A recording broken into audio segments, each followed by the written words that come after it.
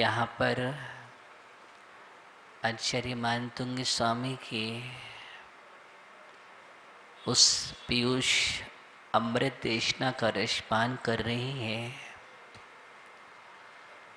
आचार्य मानतुंग स्वामी निरंतर ही भक्ति की गंगा में अवगाहन करते हुए अविक्षण ज्ञानोपयोगी होकर के हमारे लिए एक ऐसा ज्ञान प्रदान कर रहे हैं जिस ज्ञान के माध्यम से हमारी जीवन चर्या परिष्कृत होती है।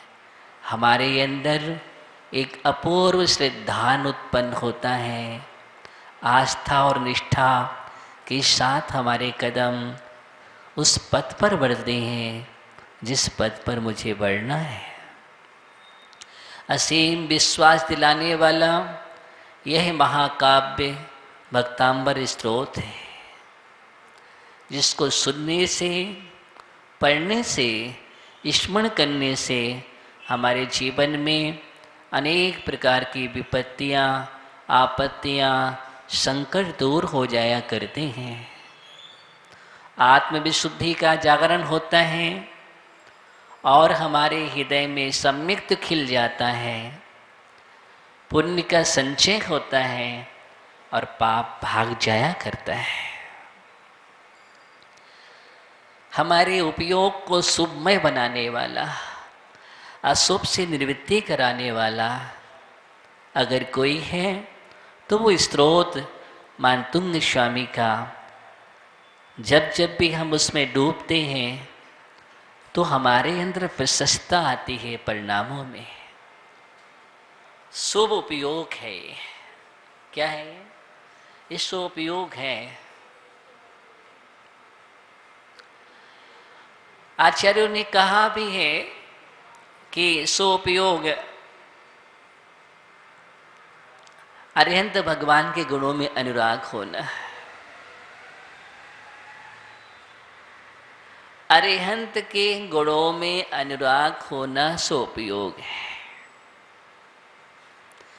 परमेष्ठी का गुणानुवाद करना सोपयोग है।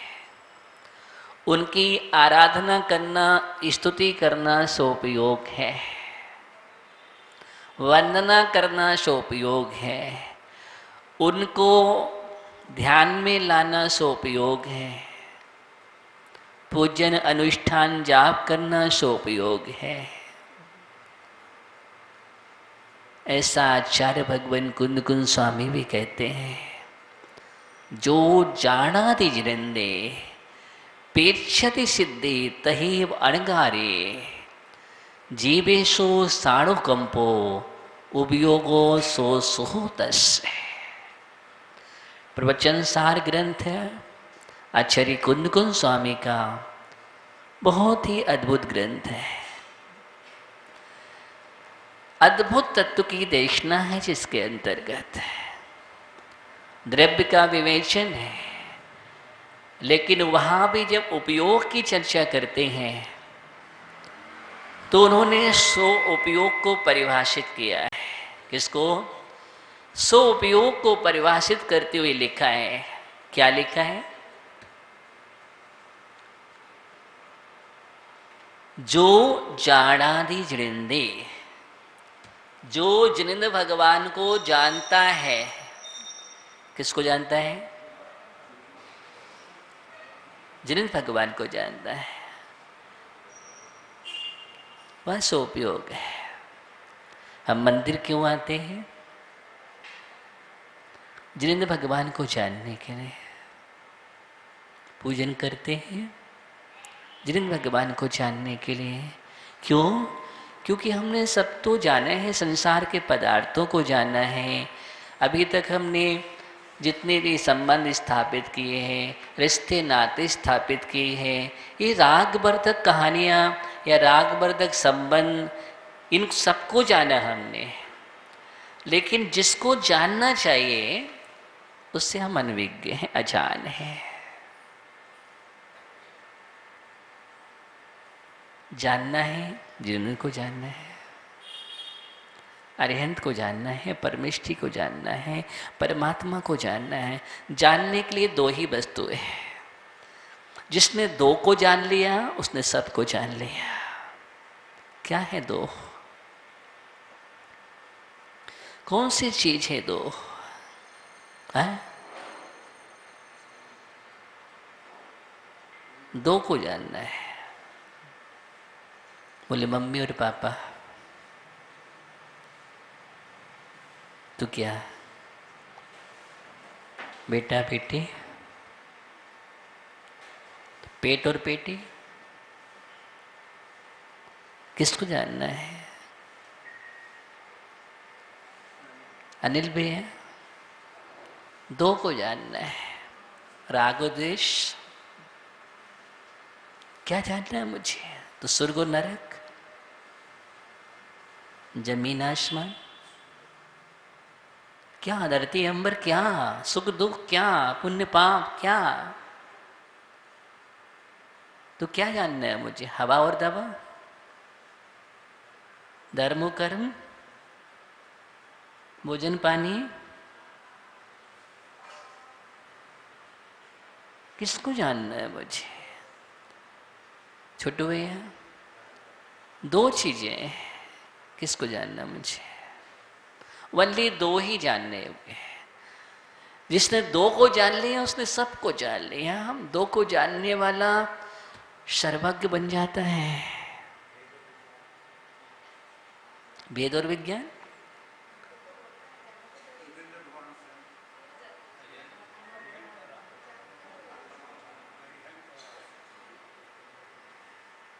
दो पदार्थ जानने योग्य है। क्या बोलो? आत्मा और परमात्मा। एकदम सही, सही गया। आत्मा और परमात्मा दो ही जानने योग्य है। अप्पा और परमप्पा, ये दो को जिसने जान लिया उसने सबको जान लिया। जितने भी सर्वज्ञ हुए हैं, बेतरागी हुई हैं, परमात्मा बने हैं, सिद्ध हुए हैं, मुक्ति का वर्ण करने वाले, वो सभी के सभी दो ही जाने हैं, परमात्मा और आत्मा। परमात्मा को जानकर के आत्मा में लीन हो गए। परमात्मा को जानकर के आत्मा में लीन हो गए। स्वयं का परमात्मा जग गया, वो स्वयं परमात्मा बन गए।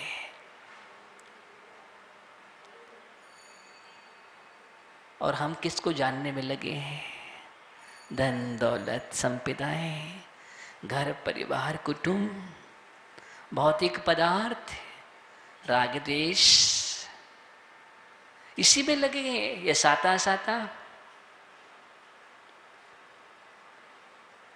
बोले साता और असाता, पुण्य और पाप, ये सब कर्माधीन है। ये सब क्या है? ये कर्म की ही अवस्था है। इसको नहीं जानना।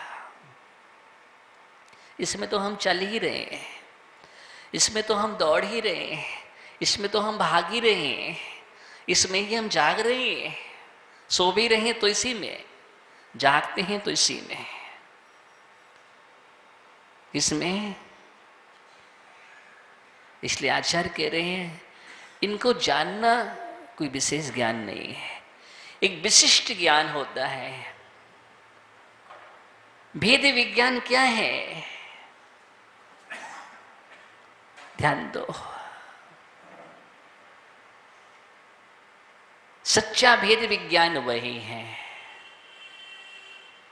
जिन दो पदार्थ को जान लेता है, समझ लेता है।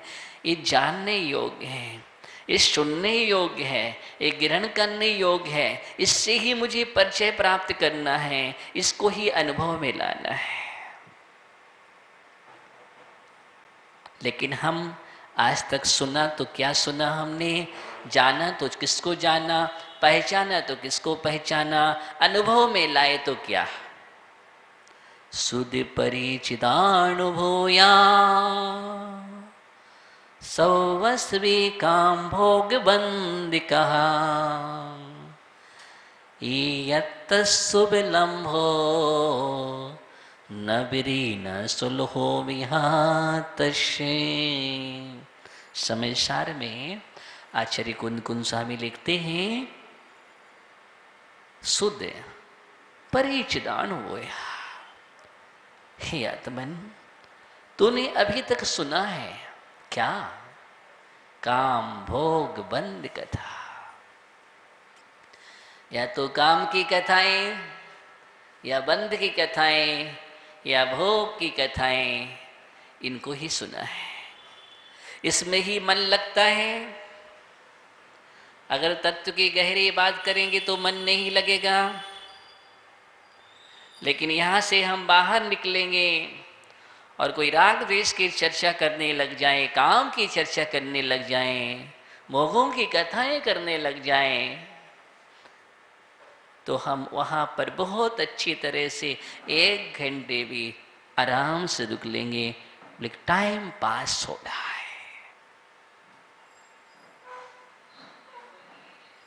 टाइम पास करने के लिए टाइम है, लेकिन टाइम को पाने के लिए टाइम नहीं है।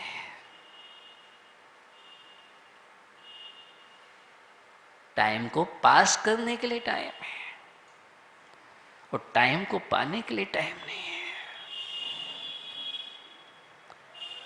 टाइम का अनुभव करने के लिए टाइम नहीं है, टाइम को सुनने का टाइम नहीं है, टाइम से परिचय प्राप्त करने का टाइम नहीं है।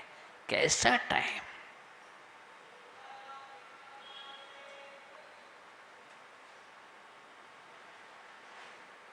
क्या है टाइम? टाइम निकल जाने पर क्या होता है? फिर लास्ट में कहेगा अब टाइम नहीं है। जब अंतिम संबोधन दिया जाएगा उसको और उस समय कहा जाएगा, तब भी कहेगा टाइम नहीं है। फिर कहेगा अब मेरा टाइम निकल गया। क्या निकल गया? दादाजी से कहो अब तुम दीक्षा ले लो, दादाजी कहेंगे अब कहाँ टाइम, जो टाइम था मेरा निकल गया, अब मेरा टाइम आ गया। फिर भी टाइम पर ध्यान नहीं देगा शंकर लाल जी, फिर भी टाइम पर ध्यान नहीं दे रहा है। समय निकलता चला जा रहा है, निकलता चला जा रहा है, एक एक पल निकल रहा है। श्वासोच्छ्वास तो तुम ले रहे हो, उतने सब माइनस हो रहे हैं पल।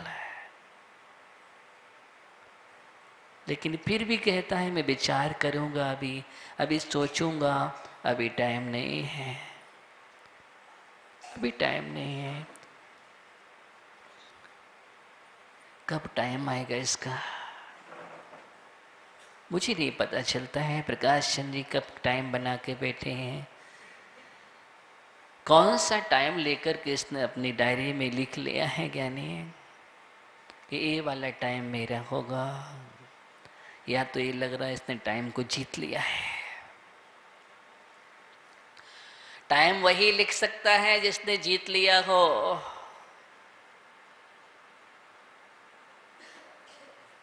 ध्यान दो, मैं समय सार की बात कर रहा हूं। आचार्य कुंद कुंद स्वामी यही बतला रहे कि हम हैं कहाँ। यत्त शुभलंबो नबरी सुहलो बेहत्त से, ये सब चीजें जिससे तुम परिचय प्राप्त कर रहे हो ना, ये सभी के सभी बहुत बार तुमने परिचय पाया है। कितने बार पाया, कितने बार तुमने खोया, कितने बार छोड़ा, तुम्हारे पास कुछ नहीं रहा है। ये अनुभव भी किया है। कितने बार भोगा है तुमने, एक भी पदार्थ संसार में ऐसा नहीं है जिसको तुमने भोग करके ना छोड़ा हो। भोगो न भुक्ता वयमेव भुक्ता। तुम भोगों को भोगते हो कि भोग तुम्हें भोगते हैं? बोलो, ये तुम्हारी झूठी मान्यता है, भ्रम है तुम्हारा कि भोगों को हम भोग रहे हैं। तुम्हें ही भोग भोग करके भोग डालते हैं।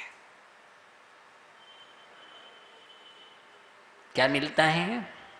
कुछ भी नहीं। भोग भोग करके भोग डाले, रोग किसको हुआ? तुम्हें।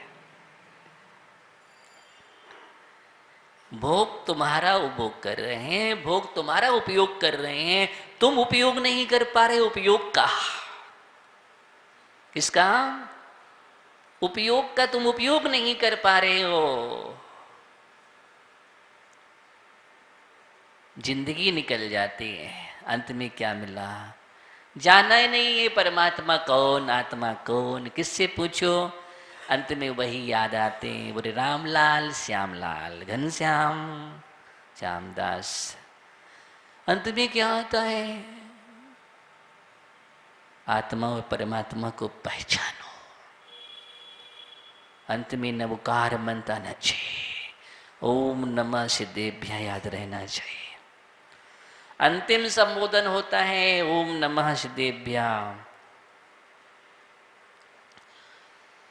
श्वास जब तुम से निकले ओम नमः सिद्धेभ्य के साथ, हाँ, नमोकार जपते जपते, नमोकार जपते जपते, संसार को याद करते करते नहीं। कौन करेगा? जिसने अभ्यास किया हो जीवन में। क्या किया हो? जीवन में जिसने अभ्यास किया है निरंतर, ऐसे जीव को अंत में भगवान याद रहेंगे। और जिसने भगवान को भाया ही नहीं है, जाना ही नहीं है, संसार को जाना है, अंतिम क्षणों में वही याद आएगा। बेटा, छोटा बेटा कहाँ है? तुम्हारे पास। बड़ा बेटा कहाँ है? वो भी तुम्हारे पास। मझला बेटा कहाँ है? तुम्हारे पास। चाहती कि तुम झल्ला के बोल दें तो दुकान पर कौन है जब मेरे पास सब है तो।